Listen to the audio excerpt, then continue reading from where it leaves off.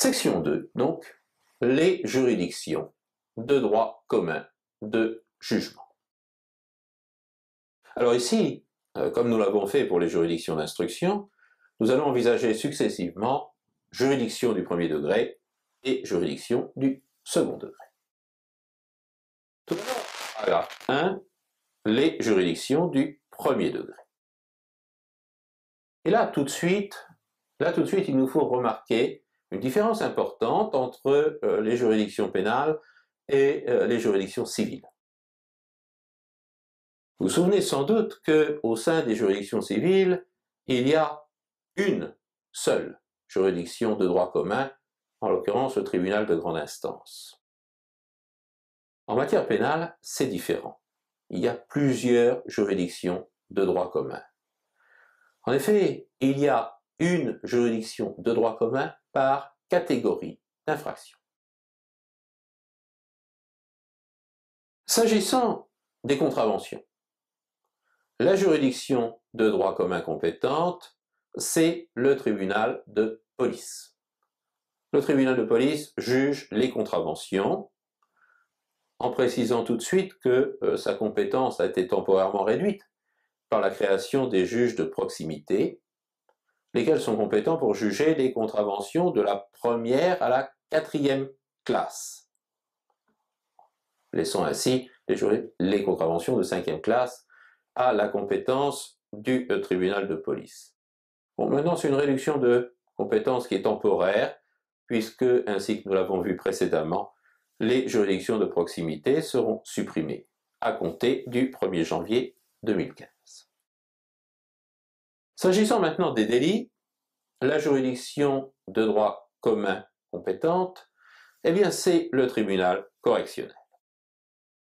Et enfin pour les crimes, la juridiction de droit commun, c'est la cour d'assises. Remarquons tout de suite qu'il existe un lien très fort entre ces juridictions pénales et les juridictions civiles.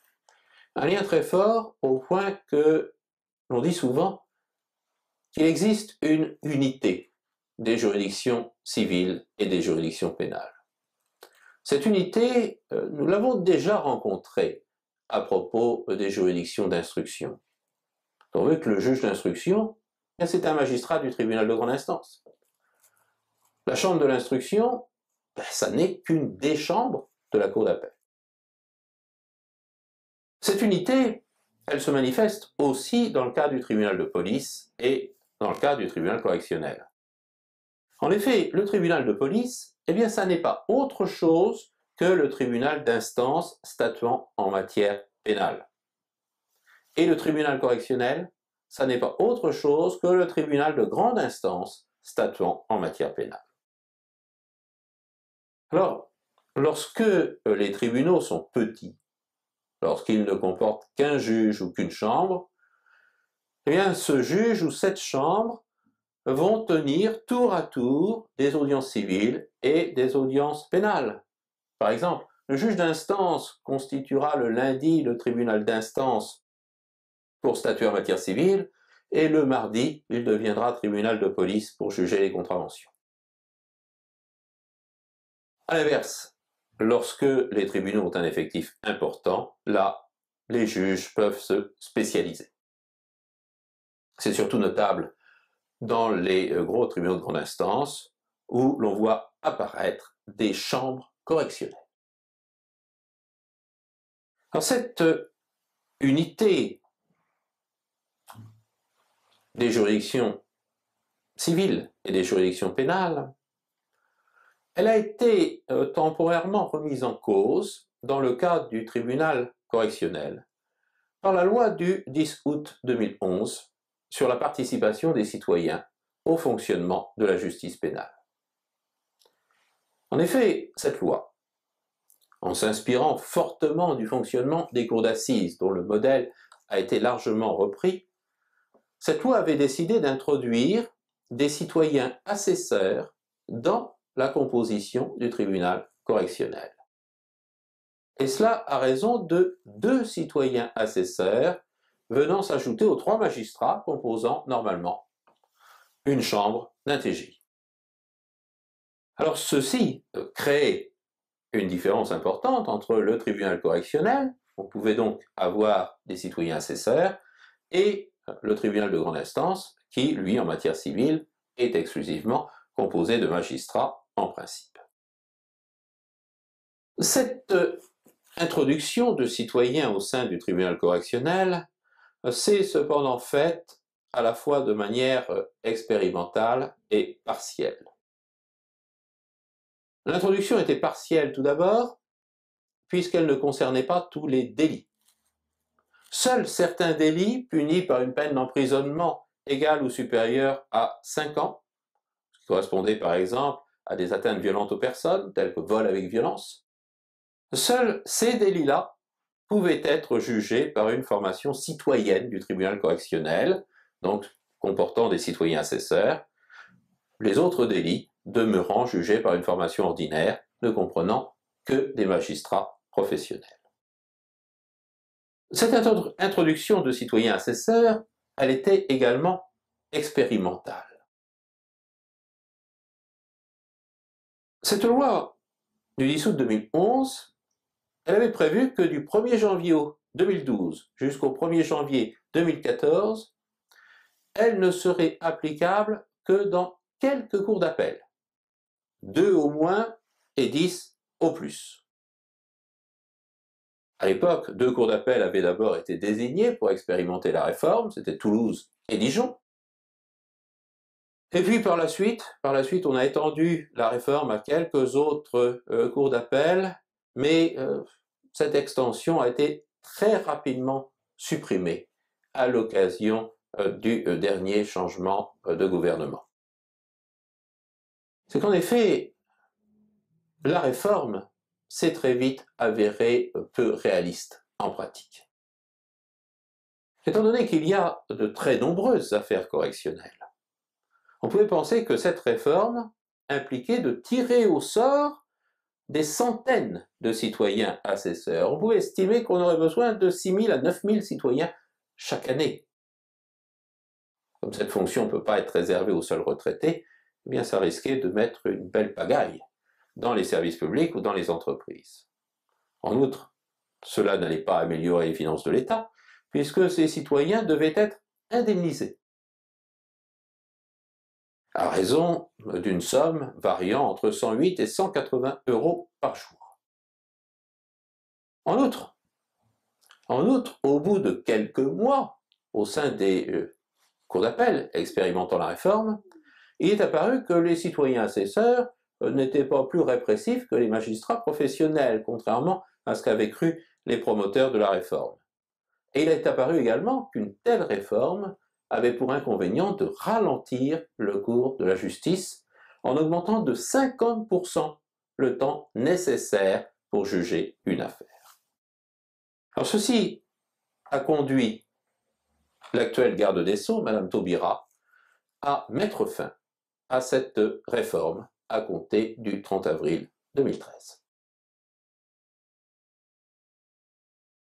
Donc, depuis le 30 avril 2013, eh bien, on en est ainsi revenu à l'unité des juridictions civiles et pénales en matière de tribunal de grande instance ou tribunal correctionnel.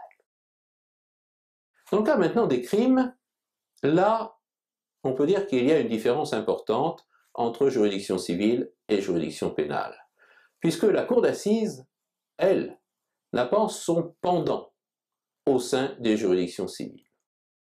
La cour d'assises, elle est une juridiction originale à plus d'un titre. La cour d'assises est par exemple la seule juridiction dont le ressort territorial corresponde toujours à une circonscription administrative. Il y a en effet une et une seule cour d'assises par département, et autant de cours d'assises que de départements. Cette cour d'assises, elle siège en principe au chef-lieu du département, dans les locaux de la cour d'appel s'il y en a une, ou bien dans les locaux du tribunal de grande instance. Mais surtout, la cour d'assises est originale par sa composition, puisqu'elle a une structure échevinale très particulière. En effet, elle est tout d'abord composée de 3 magistrats professionnels, le président de la Cour et ses 2 assesseurs. Magistrats professionnels qui sont désignés par le premier président de la Cour d'appel, dans le ressort de laquelle est située la Cour d'assises. En l'occurrence, le président est toujours un président de chambre ou un conseiller de Cour d'appel. Les assesseurs, eux, sont soit des conseillers à la Cour d'appel, soit des juges du tribunal de grande instance où se tiennent les assises. Donc, d'un côté, 3 magistrats professionnels. Et puis, également, de l'autre côté, on voit que la Cour d'assises est composée d'un jury. Pendant longtemps, ce jury a été composé de 9 jurés. 9 jurés qui sont de simples particuliers tirés au sort. Mais ce nombre, il a été réduit par la loi du 10 août 2011, puisque depuis le 1er janvier 2012, le jury d'une cour d'assises ne comprend plus que 6 jurés. Voyons comment se passe le tirage au sort. Qu'est-ce qui a lieu pour qu'une personne puisse devenir juré? Eh bien, tout d'abord, chaque maire, dans chaque commune, chaque année, procède à un tirage au sort. Il tire une liste de noms à partir des listes électorales. Et ces noms, ils sont communiqués au greffe de la juridiction où siège la cour d'assises. Et là, une commission composée notamment de magistrats va exclure tous ceux qui font l'objet d'une incapacité juridique ou d'une incompatibilité. Par exemple, la commission va exclure toutes les personnes qui ont moins de 23 ans, puisqu'il faut plus de 23 ans pour être juré. Ensuite, cette commission va procéder à un nouveau tirage au sort, ce qui donne une liste annuelle de noms. Enfin, pour chaque session de la cour d'assises, un nouveau tirage au sort est effectué au sein de cette liste annuelle, ce qui donne cette fois ce qu'on appelle une liste de session, laquelle comprend 35 titulaires et 10 suppléants. Et enfin, au sein de cette liste de session, le président de la cour d'assises va tirer au sort pour chaque affaire, cette fois, 6 jurés. En outre, le président tire également au sort un ou plusieurs jurés supplémentaires qui assistent au débat et qui sont ainsi susceptibles de remplacer un juré si celui-ci était défaillant. Le rôle des jurés est important puisque depuis 1941, les jurés se prononcent non seulement sur la culpabilité de l'accusé, mais aussi sur le choix de la peine qui va lui être appliquée. Alors, il est certain que lors du délibéré, les magistrats professionnels qui ont l'expérience des affaires pénales, les magistrats professionnels exercent une influence sur les jurés, lesquels par définition, eux, sont novices en la matière. Et le législateur avait pensé que cette influence se ferait trop ressentir si les décisions étaient prises à la majorité simple des voix. Et pour éviter cela, l'article 359 du Code de procédure pénale, avant la loi du 10 août 2001, cet article énonçait qu'une décision défavorable à l'accusé ne pouvait être prise qu'à une majorité qualifiée de 8 voix minimum. Alors, pourquoi fallait-il 8 voix minimum? Eh bien, tout simplement parce que 8, en l'occurrence, c'est 5 plus 3. 5 jurés plus 3 magistrats. Pourquoi veut-on 5 jurés? Tout simplement parce que 5 jurés à l'époque, ça correspondait à la majorité au sein du jury, qui comprenait 9 membres. Donc, en exigeant ce chiffre de 8, eh bien, on savait nécessairement que la décision prise, eh bien, elle avait été prise à la majorité des jurés. Mais ce principe, il a été assez discrètement abandonné avec la réforme du 10 août 2011. En effet, depuis le 1er janvier 2012, une décision défavorable à l'accusé ne requiert plus qu'une majorité de 6 voix. Et 6 voix, c'est 3 et 3. 3 magistrats professionnels, 3 jurés. 3 jurés, ce n'est pas la majorité des jurés, puisque je vous rappelle qu'il y en a 6. Ce qui veut dire que la majorité au sein du seul jury n'est plus requise aujourd'hui pour qu'une décision défavorable à l'accusé soit prise.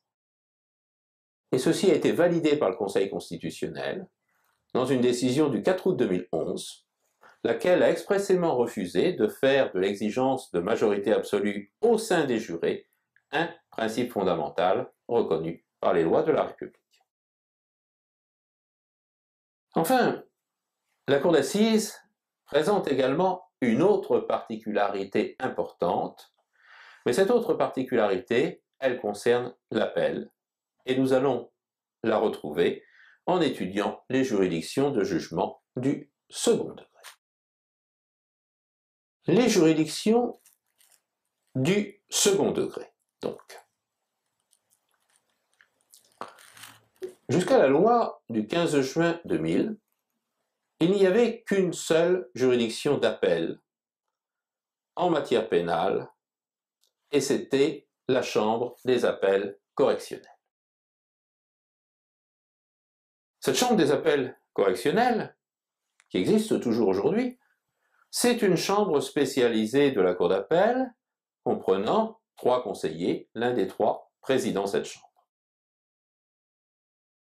Et cette chambre, elle est en principe compétente pour connaître de l'appel formé contre tous les jugements des tribunaux de police, juridictions de proximité et tribunaux correctionnels qui sont situés dans le ressort territorial de la Cour d'appel.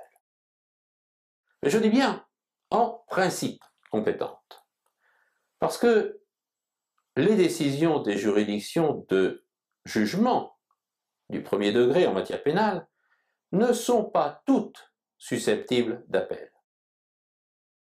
Et là encore, il faut distinguer selon les catégories d'infractions. En matière de contravention, tout d'abord. En matière de contravention, l'appel n'est possible que pour les infractions, ou pour les contraventions les plus graves.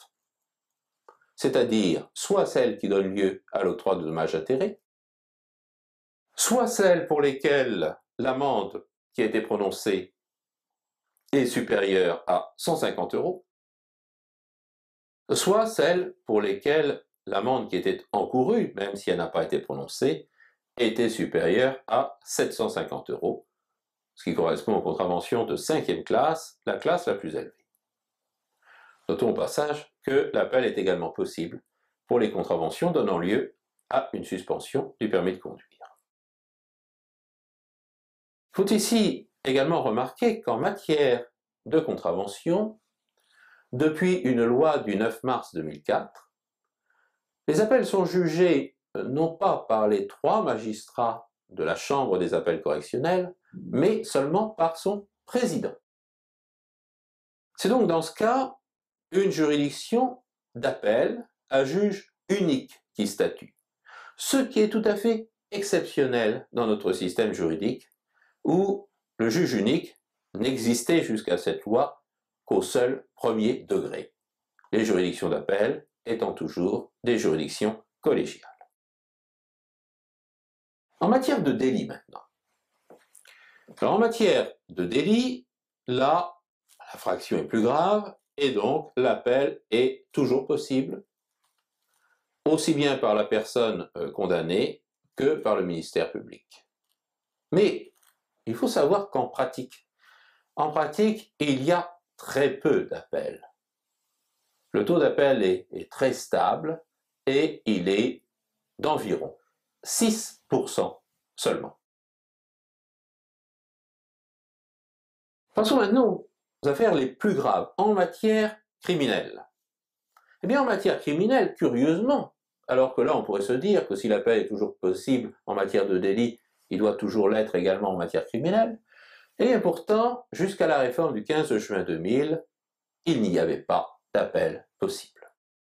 Seul un pourvoi en cassation pouvait être formé. Cette exclusion de l'appel pouvait paraître tout à fait curieuse.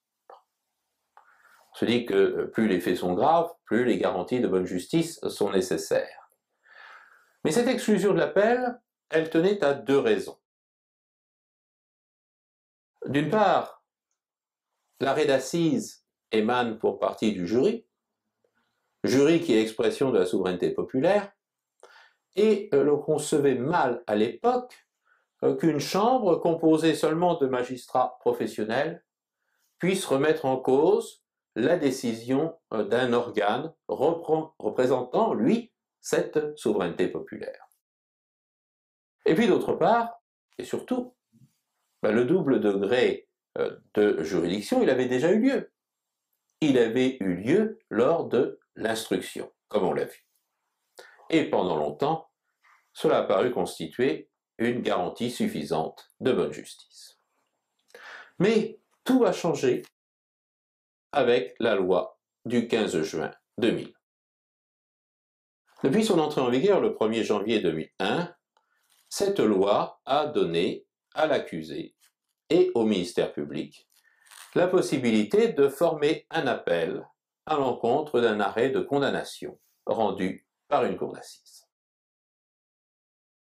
Cet appel est alors jugé par une autre cour d'assises. Vous remarquerez qu'on retrouve ici le système de l'appel circulaire qui existait déjà pendant la Révolution française. Mais dans ce cas, tout d'abord, la cour d'assises qui va statuer en appel, elle est choisie par la chambre criminelle de la Cour de cassation. Ensuite, cette cour d'assises statuant en appel, elle comprend un nombre de jurés plus important. Initialement, elle comprenait 12 jurés. Depuis le 1er janvier 2012, il n'y en a plus que 9. Et également, corrélativement, la majorité requise pour que l'accusé soit condamné, cette majorité, bien sûr, elle est plus importante que dans le cas de la première cour d'assises. Cette majorité, c'était 10 voix avant le 1er janvier 2012. Depuis le 1er janvier 2012, c'est une majorité de 8 voix. Remarquons au passage qu'initialement, il n'y avait pas d'appel possible pour les arrêts d'acquittement. Bon, ce qui peut paraître curieux a priori, parce qu'on peut se demander pourquoi une cour d'assises serait infaillible lorsqu'il s'agit d'acquitter, alors qu'elle ne le serait pas lorsqu'il s'agit de condamner. Et cette distinction entre arrêt de condamnation et arrêt d'acquittement, cette condamnation a très vite montré ses inconvénients. Cette condamnation présentait un inconvénient dans l'hypothèse où 2 personnes étaient poursuivies pour un même crime. Imaginons que ce soit le cas, vous avez 2 personnes qui sont poursuivies. On est dans une affaire dans laquelle, ce que je vous dis est tiré d'un exemple véridique, dans laquelle un crime a été commis et on est sûr qu'il a été commis par une des 2 personnes. On ne sait pas très bien laquelle. À l'issue de l'arrêt rendu au 1er degré en cour d'assises, une des 2 personnes est condamnée et pas l'autre. La personne condamnée fait appel. On revient donc devant une deuxième cour d'assises. Mais là, cette fois, étant donné qu'on ne pouvait pas faire appel de l'arrêt d'acquittement rendu à l'encontre de l'autre personne, bien cette autre personne devait être toujours considérée comme innocente. ce qui a nécessairement, entre guillemets, biaisé les débats lors de l'instance devant la deuxième cour d'assises. On le voit, ça n'était pas là une garantie de bonne justice. Il faut savoir par comparaison que lorsque la même situation se présente devant un tribunal correctionnel où plusieurs personnes sont poursuivies, certaines sont acquittées, d'autres condamnées, si les condamnés font appel, le procureur de la République systématiquement fait appel du jugement acquittant les autres de manière à ce que tout le monde puisse être jugé ensemble. Eh bien ici, ça n'était pas possible avec ce système et ça aboutissait à biaiser les débats lorsqu'on réexaminait l'affaire. Aussi, cette curieuse disparité va disparaître assez rapidement. Elle disparaît avec une loi du 4 mars 2002 prévoyant que le procureur général peut faire appel des arrêts d'acquittement. Corrélativement, bien sûr, à cette apparition de l'appel des arrêts de cour d'assises, le double degré de juridiction a cessé d'être obligatoire dans la phase d'instruction. En la matière, l'appel n'est plus que facultatif, ainsi que nous l'avons vu dans la première section. Et nous en avons ainsi terminé avec les juridictions de droit commun. Juridiction de droit commun d'instruction d'abord, juridiction de droit commun de jugement.